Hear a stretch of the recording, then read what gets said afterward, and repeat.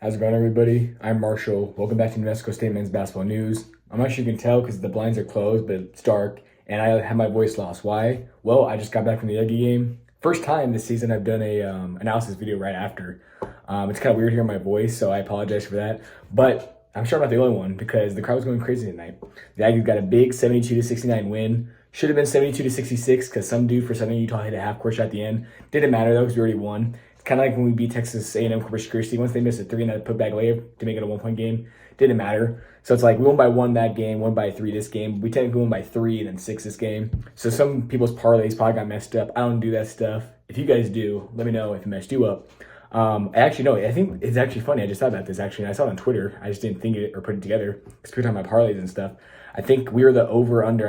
I saw something that was 4.5 and I saw it was 5.5 in favor of us. So would have been 6, and somebody would have won it, but that dude at the end, he must have had a family member that he knew that betted on him and shot that and made it. And it's funny because I had a feeling he was going in 2, and I was like, it didn't matter. I was talking trash at the end. I was like, it doesn't matter, bro. You had your chance. We did build up a pretty decent lead of like 13 or 14. Blew it once again. It got to a tie game at one point, I think. Or like a 1 or 2 point game, but I ended up finishing it. And I actually took a lot of videos of the game, some highlights, so I'm going to play that in the background, which is something I haven't done the past couple of videos.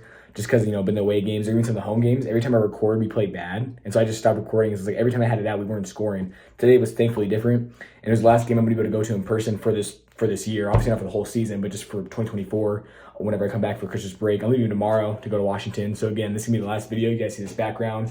I'm rambling on a little too much. Let's get straight into this video and talk about it. So first things first, our starters really stepped up. A lot of our starters did. Zoddy Jackson had a great second half. He didn't really play great in the first half scoring-wise. He didn't take a whole lot of shots. It was kind of timid. But was still getting the assists. I think he had a couple assists in the first half. Finished with 3. Finished with 13 points, all of them being in the second half. And I knew that because I knew he didn't score in the first half. But I didn't think about it because I was so focused on the game. I was like, please don't blow this lead. I was looking at Twitter again. Shout out to James Bach. He does a lot of great things. He was posting out Zoddy had all his points in the second half.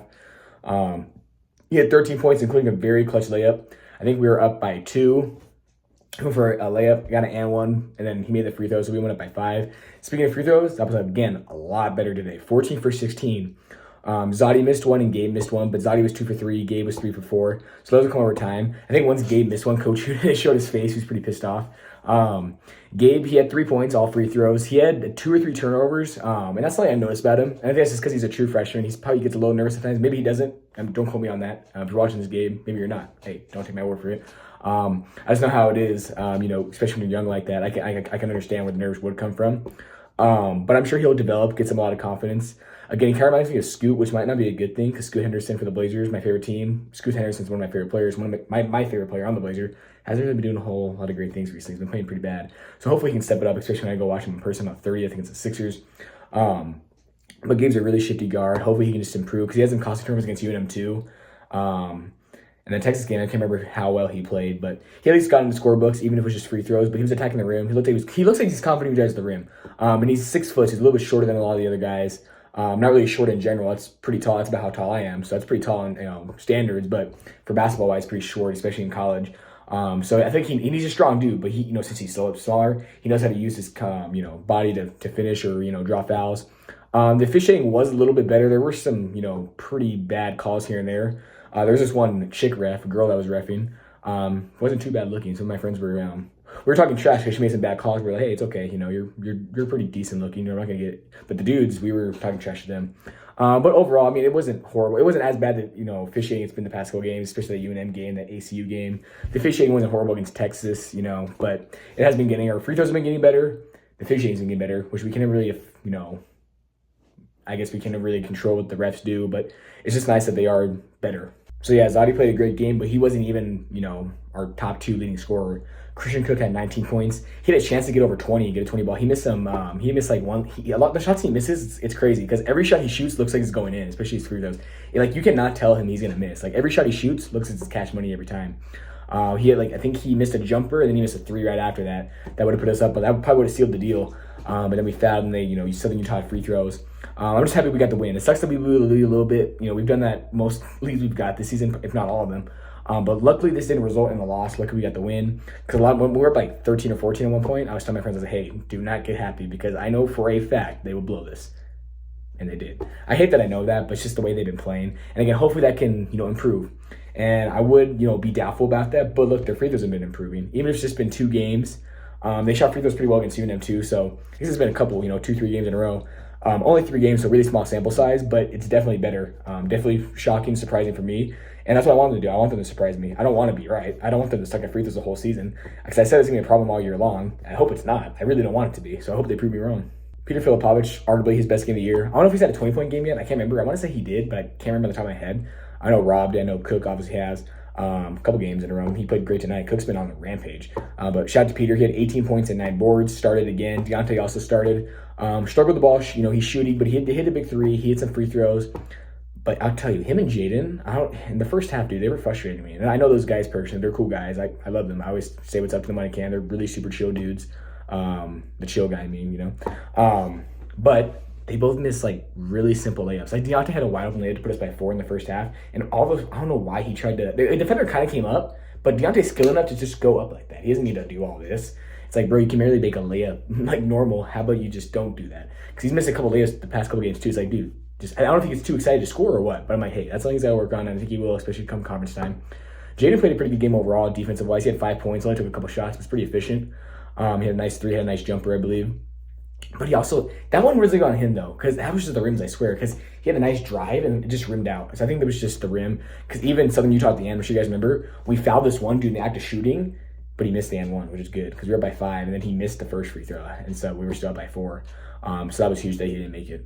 Robert didn't play bad. He also didn't play his best game. He had 7 points and 6 boards.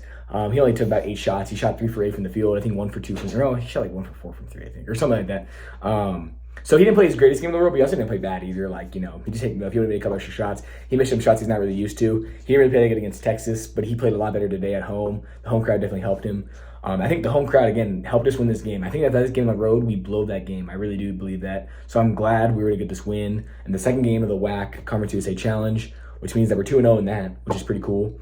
We're 5-6. And so this is what I said last video. I don't know if you guys watched the last video, but if you guys did, it's going to be a repeat for you guys. But for those that didn't watch it, I'm going to explain it again. We're 5-6. Should be a little bit better, but hey, we can't control that. We don't control what's in front of us. 5-6, 2 more non-conference games, and then conference starts against Sam Houston on January 2nd. Won't be there, unfortunately, because again, I'll be, obviously out of town for the break. Today's the last game I'm able to go to for the year, like I said, for this, not the school year, not the whole season, but just this year, 2024.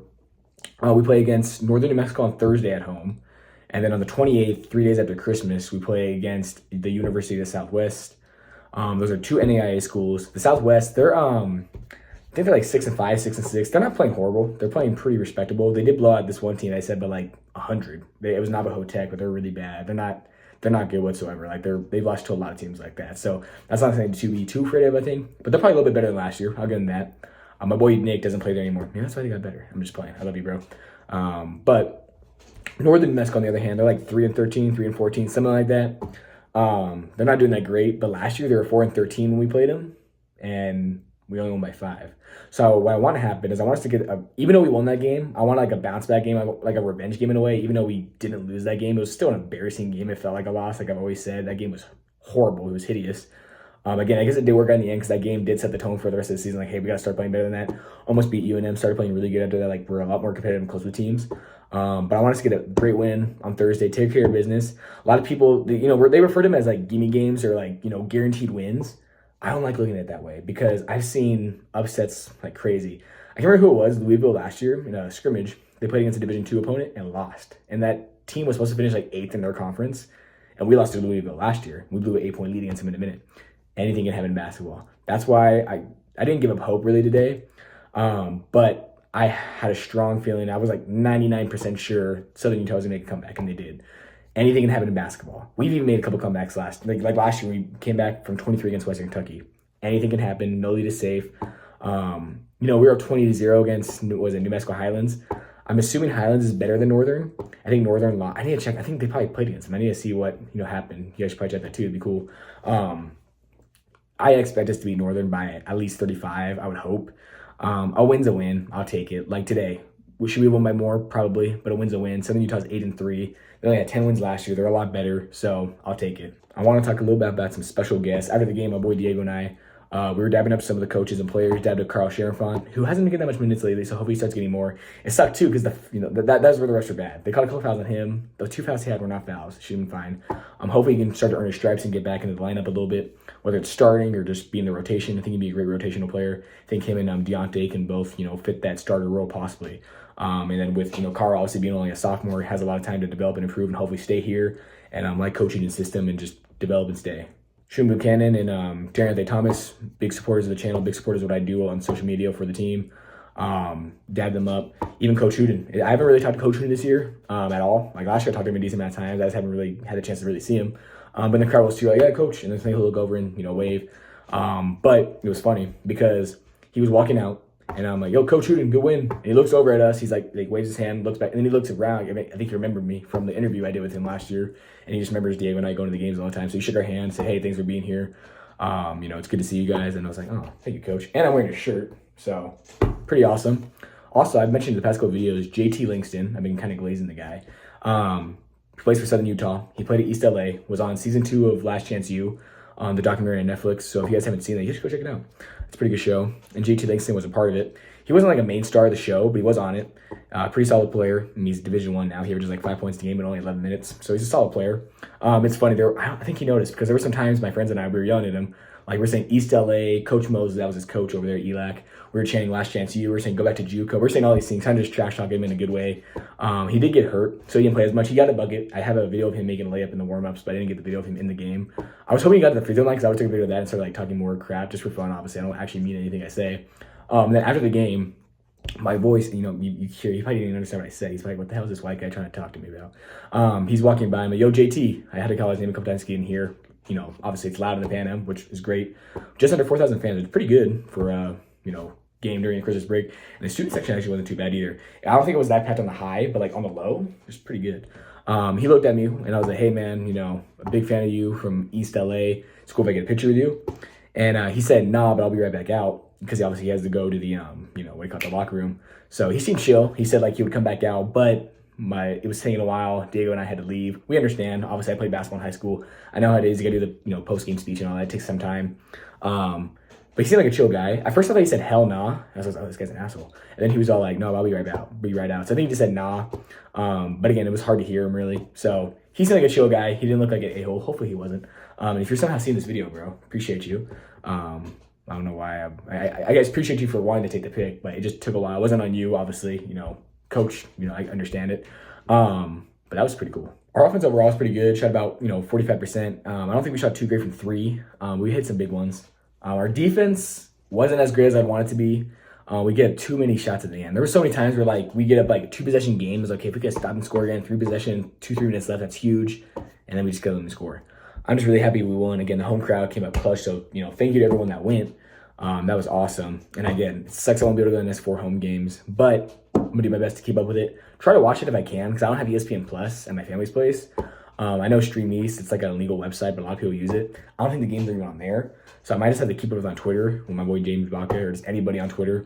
But I want to watch the game as best as I can. So I don't know if there's any way I can do that, but I would try to find a way. I know Aggie Vision. I wonder if they do live. I hope they do live games. I think it'd be pretty cool.